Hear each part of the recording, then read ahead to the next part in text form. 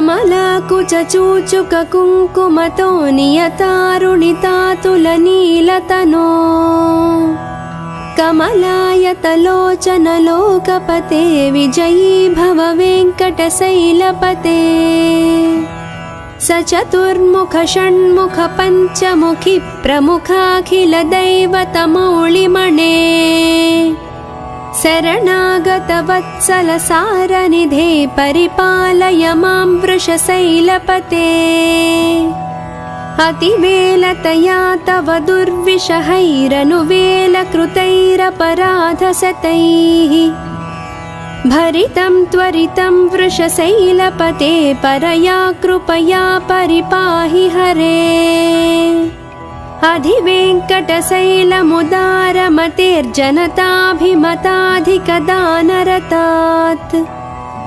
परदेवतया गदितानि गमैः कमलादयितान्न परं कलये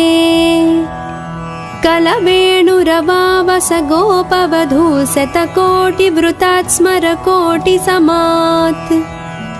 प्रतिपल्लविकाभिमतात् सुखदाद् वसुदेवसुतान्न परं कलये अभिराम गुणाकर दासरथे जगदेकधनुर्धर धीरमते रघुनायक राम रमेश विभो वरदो भवदेव दया जलधे अवनीतनया कमनीयकरं रजनीकर चारुमुखाम्बुरुहम् रजनीकर राजतमो मिहिरं महनीयमहं रघुराममये सुमुखं सुहृदं सुलभं सुखदं स्वनुजं च सुखाय ममोघसरम् अपहाय रघुद्वयमन्यमहं न कथञ्चन कञ्चन जातु भजे विना वेङ्कटेशं ननाथो ननाद सदा वेङ्कटेशं स्मरामि स्मरामि हरे वेङ्कटेश प्रसीद प्रसीद प्रिय वेङ्कटेश प्रयच्छ प्रयच्छ अहं दूरदस्ते पदाम्भोजयुग्म प्रणामेच्छयागत्य सेवां करोमि सकृत्सेवया नित्यसेवाफलं त्वं प्रयच्छ प्रयच्छ प्रभो वेङ्कटेश अज्ञानिना मया दोषान् अशेषानिह्वितान् हरे क्षमस्वत्वं क्षमस्वत्वं शेषशैलशिखामणे अज्ञानिना मया दोषान् अशेषानिह्वितान् हरे क्षमस्वत्वं क्षमस्वत्वं शेषशैलशिखामणे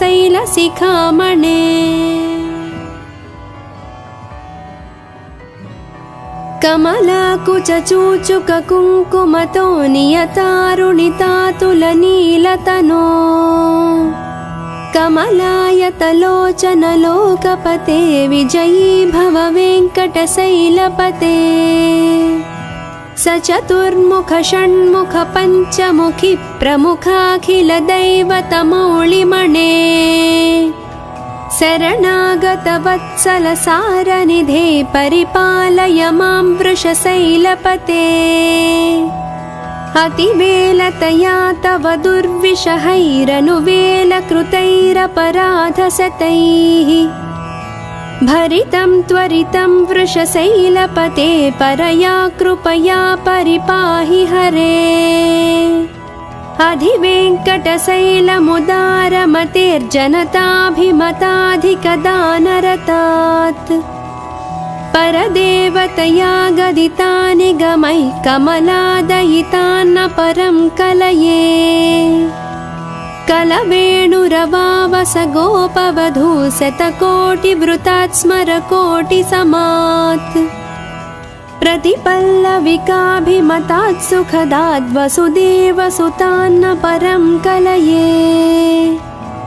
अभिराम गुणाकर दासरथे जगदेकधनुर्धर धीरमते रघुनायक राम रमेश विभो वरदो भवदेव दया जलधे अवनीतनया कमनीयकरं रजनीकरचारुमुखाम्बुरुहम् रजनीकरराजतमो मिहिरं महनीयमहं रघुराममये सुमुखं सुहृदं सुलभं सुखदं स्वनुजं च सुखाय ममोघसरम् अपहाय रघुद्वयमन्यमहं न कथञ्चन कञ्चन जातु भजे विना वेङ्कटेशं ननाथो ननाद सदा वेङ्कटेशं स्मरामि स्मरामि हरे वेङ्कटेश प्रसीद प्रसीद प्रिय वेङ्कटेश प्रयच्छ प्रयच्छ अहं दूरदस्ते पदाम्भोजयुग्म प्रणामेच्छयागत्य सेवां करोमि सकृत्सेवया नित्यसेवाफलं त्वं प्रयच्छ प्रयच्छ प्रभो वेङ्कटेश अज्ञानिना मया दोषान् अशेषान् निह्वितान् हरे क्षमस्वत्वं क्षमस्वत्वं शेषशैलशिखामणे अज्ञानिना मया दोषान् अशेषान् निह्वितान् हरे क्षमस्वत्वं क्षमस्वत्वं शेषशैलशिखामणे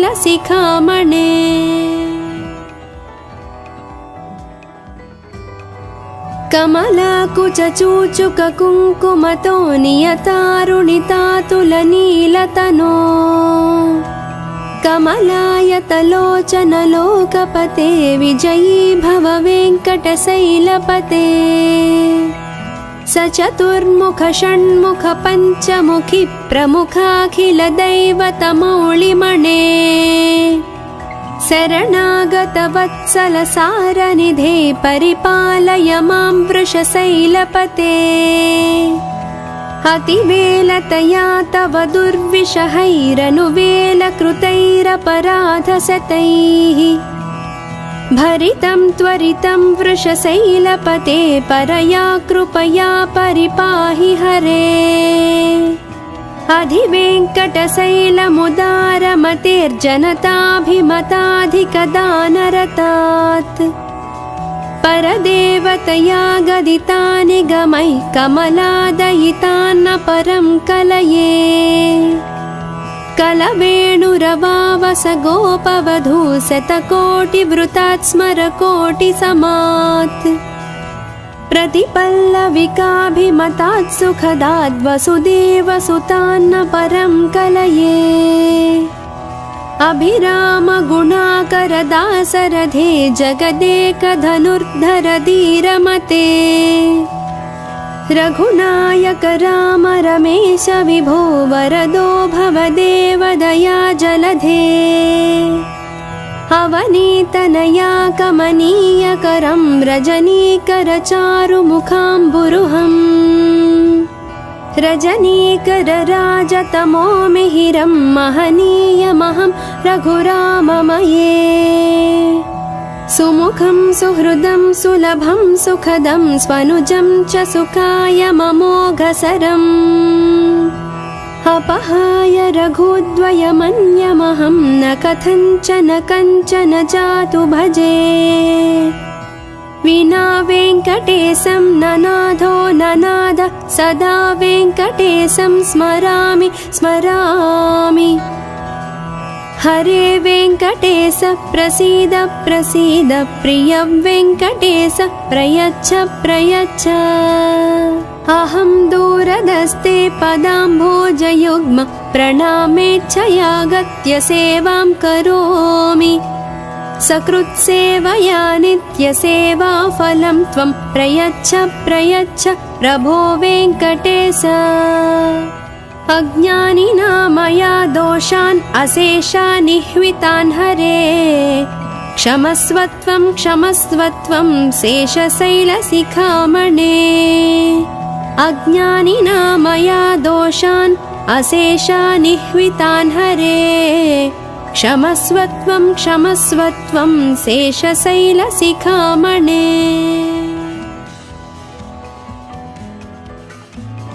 कमलाकुचूचुककुङ्कुमतो नियतारुणितातुलनीलतनो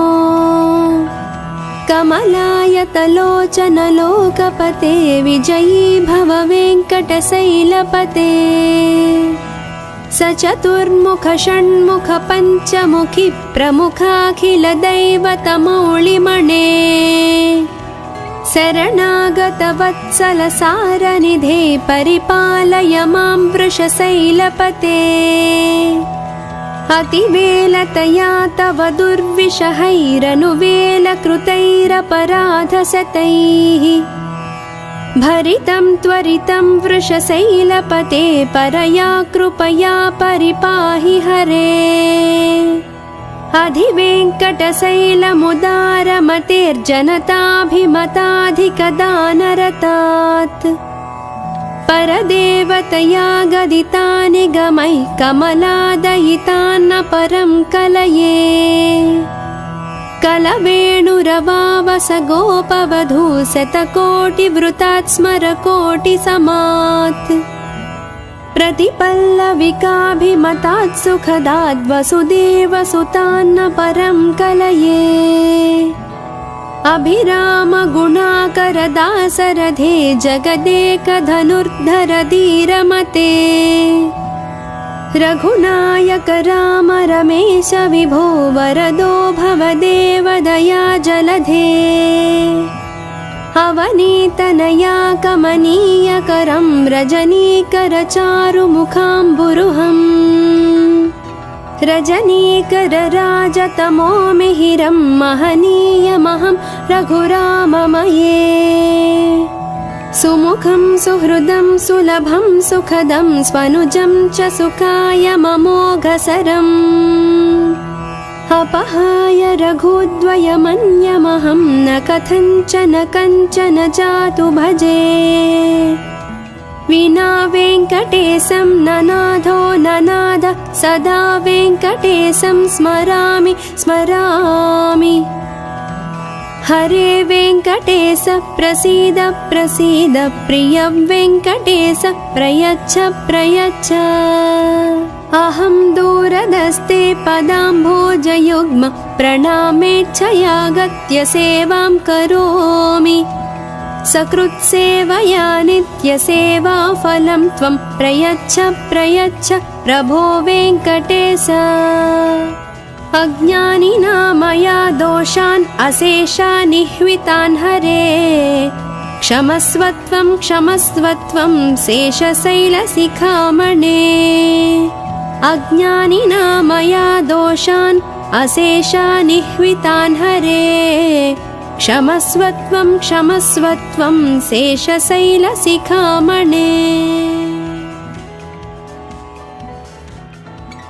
कमलाकुचूचुककुङ्कुमतो नियतारुणितातुलनीलतनो कमलायतलोचनलोकपते विजयी भव वेङ्कटशैलपते स चतुर्मुख षण्मुख पञ्चमुखी प्रमुखाखिलदैवतमौलिमणे शरणागतवत्सलसारनिधे परिपालय मां वृषशैलपते अतिवेलतया तव दुर्विषहैरनुवेलकृतैरपराधशतैः भरितं त्वरितं वृषशैलपते परया कृपया परिपाहि हरे अधिवेङ्कटशैलमुदारमतेर्जनताभिमताधिकदानरतात् परदेवतया गदितानि गमैः कमलादयितान्न परं कलये कलवेणुरवावस गोपवधू शतकोटिवृतात् स्मरकोटिसमात् प्रतिपल्लविकाभिमतात् सुखदात् वसुदेवसुतान्न परं कलये अभिरामगुणाकरदासरथे जगदेकधनुर्धर धीरमते रघुनायक राम रमेश विभो वरदो भवदेवदया जलधे अवनीतनया कमनीयकरं रजनीकरचारुमुखाम्बुरुहम् रजनीकरराजतमो मिहिरं महनीयमहं रघुराममये सुमुखं सुहृदं सुलभं सुखदं स्वनुजं च सुखायममोघसरम् अपहाय रघुद्वयमन्यमहं न कथञ्चन कञ्चन जातु भजे विना वेङ्कटेशं ननाथो ननाद सदा वेङ्कटेशं स्मरामि स्मरामि हरे वेङ्कटेश प्रसीद प्रसीद प्रिय वेङ्कटेश प्रयच्छ प्रयच्छ अहं दूरदस्ते पदाम्भोजयुग्म प्रणामेच्छयागत्य सेवां करोमि सकृत्सेवया नित्यसेवाफलं त्वं प्रयच्छ प्रयच्छ प्रभो वेङ्कटेश अज्ञानिना मया दोषान् अशेषानिह्वितान् हरे क्षमस्वत्वं क्षमस्वत्वं शेषशैलशिखामणे अज्ञानिना मया दोषान् अशेषानिह्वितान् हरे क्षमस्वत्वं क्षमस्वत्वं शेषशैलशिखामणे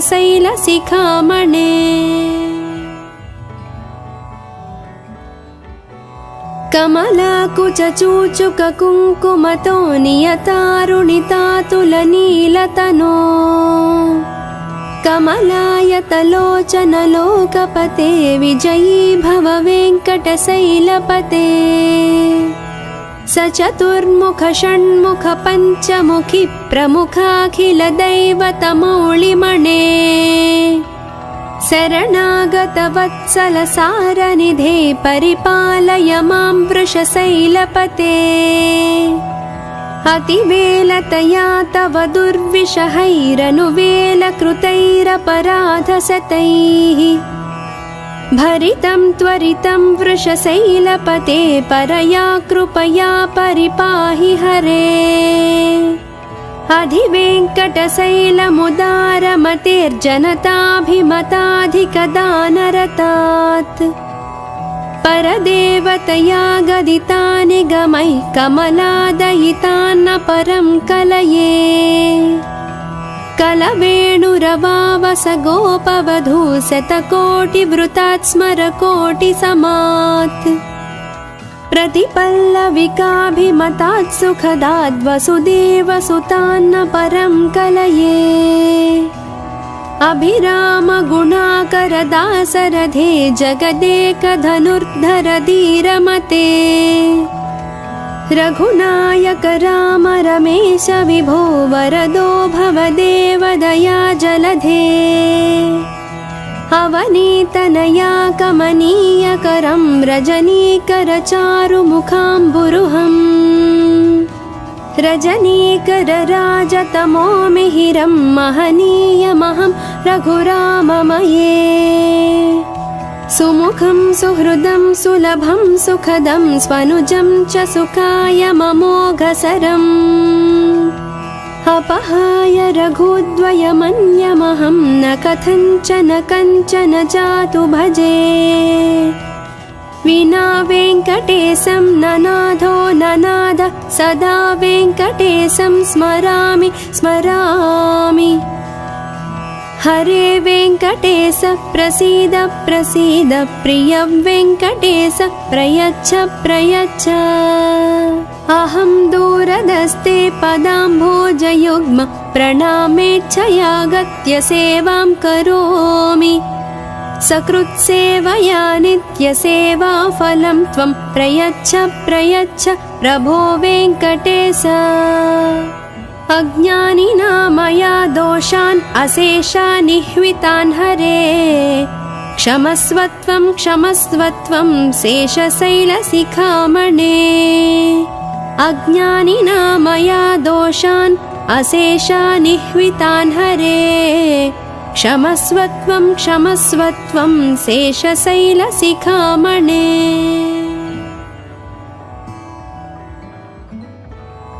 कमलाकुचूचुककुङ्कुमतो नियतारुणितातुलनीलतनो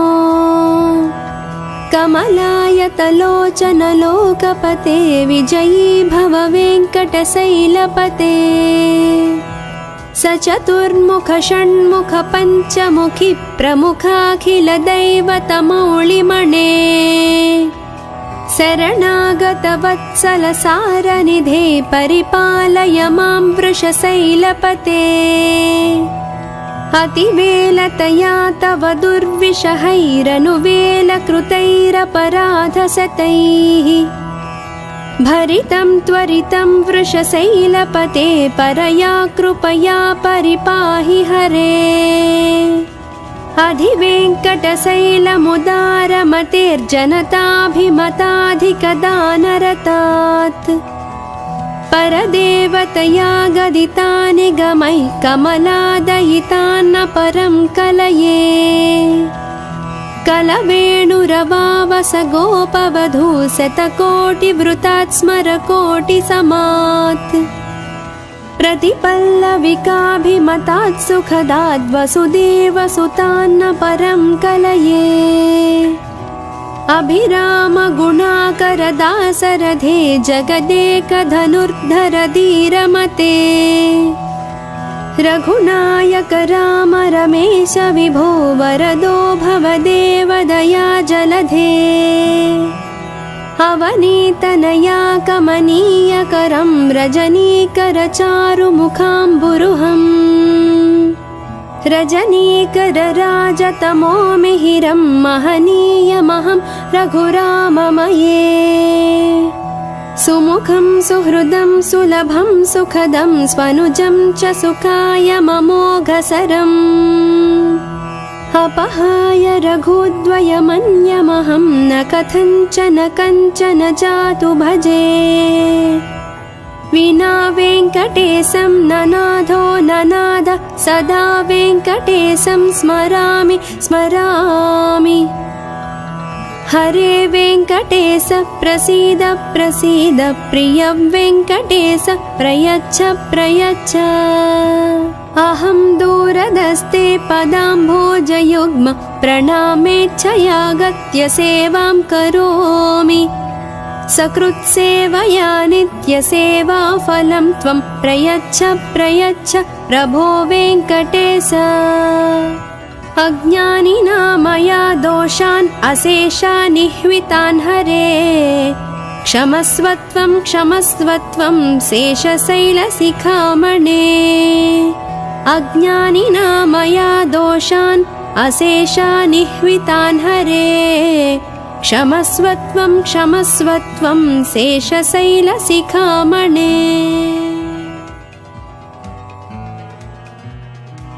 कमलाकुचूचुककुङ्कुमतो नियतारुणितातुलनीलतनो कमलायतलोचनलोकपते विजयी भव वेङ्कटशैलपते स चतुर्मुख षण्मुख पञ्चमुखि प्रमुखाखिलदैवतमौळिमणे शरणागतवत्सलसारनिधे परिपालय मां वृषशैलपते अतिवेलतया तव दुर्विषहैरनुवेलकृतैरपराधशतैः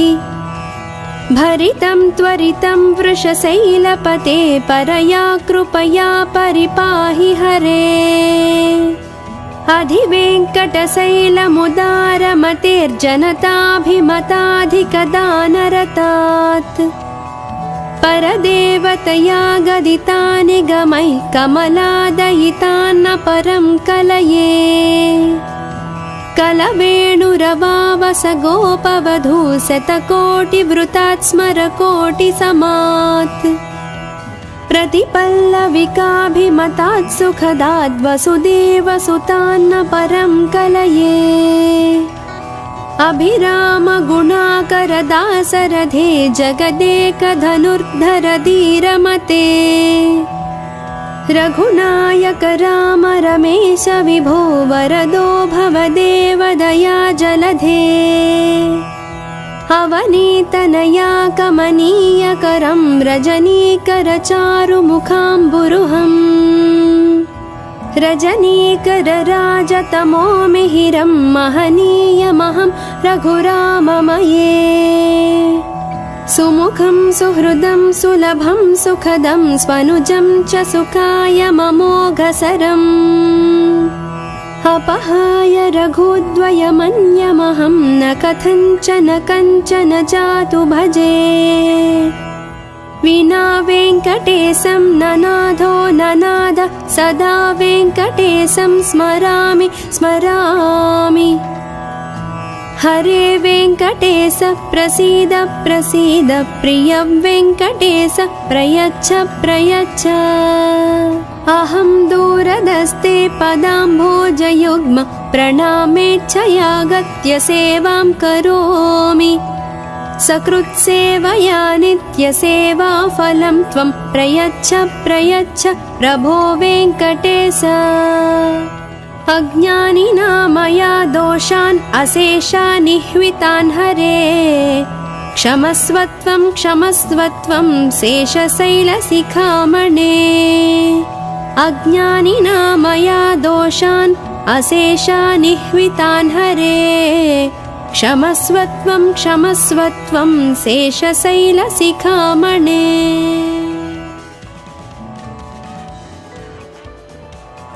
कमलाकुचूचुककुङ्कुमतो नियतारुणितातुलनीलतनो कमलायतलोचनलोकपते विजयी भव वेङ्कटशैलपते सचतुर्मुख षण्मुख पञ्चमुखि प्रमुखाखिलदैवतमौलिमणे शरणागतवत्सलसारनिधे परिपालय मां वृषशैलपते अतिवेलतया तव दुर्विषहैरनुवेलकृतैरपराधशतैः भरितं त्वरितं वृषशैलपते परया कृपया परिपाहि हरे अधिवेङ्कटशैलमुदारमतेर्जनताभिमताधिकदानरतात्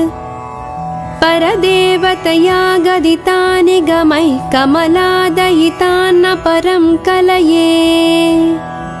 कलवेणुरवावस गोपवधू शतकोटिवृतात् स्मरकोटिसमात् प्रतिपल्लविकाभिमतात् सुखदाद् वसुदेवसुतान्न परं कलये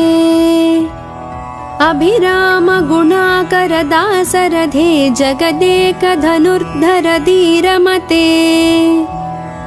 रघुनायक राम रमेश विभो वरदो भवदेव दया जलधे अवनीतनया कमनीयकरं रजनीकरचारुमुखाम्बुरुहम् रजनीकरराजतमो मिहिरं महनीयमहं रघुराममये सुमुखं सुहृदं सुलभं सुखदं स्वनुजं च सुखायममोघसरम् अपहाय रघुद्वयमन्यमहं न कथञ्चन कञ्चन जातु भजे विना वेङ्कटेशं ननाथो ननाद सदा वेङ्कटेशं स्मरामि स्मरामि हरे वेङ्कटेश प्रसीद प्रसीद प्रिय वेङ्कटेश प्रयच्छ प्रयच्छ अहं दूरदस्ते पदाम्भोजयुग्म प्रणामेच्छयागत्य सेवां करोमि